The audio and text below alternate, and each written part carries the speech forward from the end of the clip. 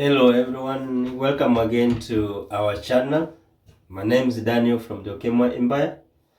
I'm here today to discuss about the port of entry, what determines your port of entry, and what happens at the port of entry.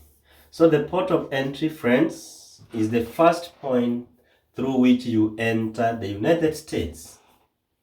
If, for example, you are going to Texas, and your flight takes you to Washington.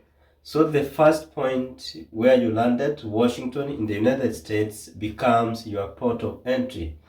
If you are going to Arizona and you land in Washington DC or Maryland, then Maryland becomes your port of entry before you connect to Texas again or wherever you are going. So what are the things or what are the factors that determine your port of entry to the United States? The first thing that determines your port of entry is the type of airline that you are going to use. The international airline that you are going to use from your home country to the United States will also determine where you are going to land first in the United States. I understand most of the airlines do not have direct entry to the United States, so they rely on connecting planes to the United States. Take an example, you are from East Africa, you want to move to United States, let's say Colorado in the United States, and you decide to use Kenya Airways. Kenya Airways do not have direct flights to Denver International Airport in Colorado, but they have direct flights to Washington, Seattle. So what will happen? You land in Washington, and Washington will be your port of entry, and then from there you will be connecting now to Colorado, to the place where you want to go. So international airlines determines your entry to the United States. Also, we know that some of the states in the United States do not have international airport. So those states without international airport, and it happens that you are going to those states, you will be forced to connect or you land to a neighboring state with international airport. Then from there you can take either a road transport to the place, to the state you want to go, or you take a local flight within the US to the state where you are going. So those two factors are very important in determining the port of entry to the United States. So what happens now at the port of entry? When you received your brown envelope, your visas and your passports, then you were told the brown envelope was confidential, do not open it. At the port of entry, the immigration officer will request the brown envelope from you. So without the brown envelope at the port of entry, you will not be allowed in the United States. That's why they normally say the principal applicant must have that brown envelope for others to enter to the United States. Without it, or when it's opened, you will not be allowed entry in the United States. You can be told to go back to your country. So the immigration officer will open this brown envelope, dispose the content inside. Sometimes you may not see the content, but if you are keen, you'll be able to see what it is in the brown envelope.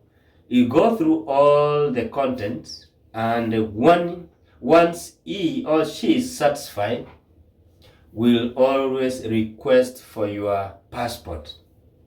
This person or the officer will stamp your passport received in the United States with the date you entered the States.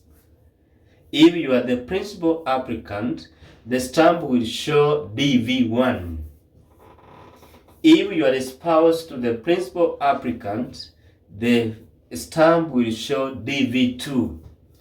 If you are a child to the principal applicant, your stamp will show DV3. All kids will have DV3, spouses DV2, and the principal applicant DV1.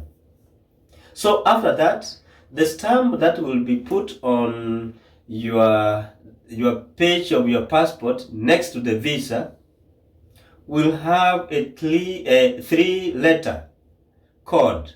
This 3-letter code will show the point or the port of entry that you have entered the US through.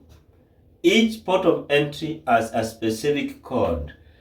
When they stamp, it will show. And when someone will ask, or someone will be looking at your passport, will be able to see you entered through this state to the United States. So after that, the immigration officer will tell you with the visa, the stamp, and other documents present, you are allowed now in the United States, and you are allowed now to look for jobs after you get your social security. If this person receiving you is kind enough, will tell you what to do next. Will always tell you that with the stamp now received, you can decide the following day to go back to your country, travel back and forth within 6 months validity of your visa. Then you will go to the next department of clearance, where you will clear your bags which were directly shipped to the United States. Then you will meet them there. You pick them, then you take them to the scanning machine, and that there will be some officers who will be looking at that, the form that you declared what you brought to the United States. If there is something which is alarming, they will always want to do second screening to your bags. So guys, after that, you are free now. If you are cleared from the screening point, you are allowed now to meet your host or whoever who was coming to pick you from the airport. Then from there, your business is finished. You can go and stay with your host, and you are now a permanent resident in the United States. So that's what happens at the port of entry and the procedure that is followed. So guys, thank you for listening. Thank you for watching. May you subscribe if you have not. And those ones who subscribed, thank you, and may God bless you. See you in our next video.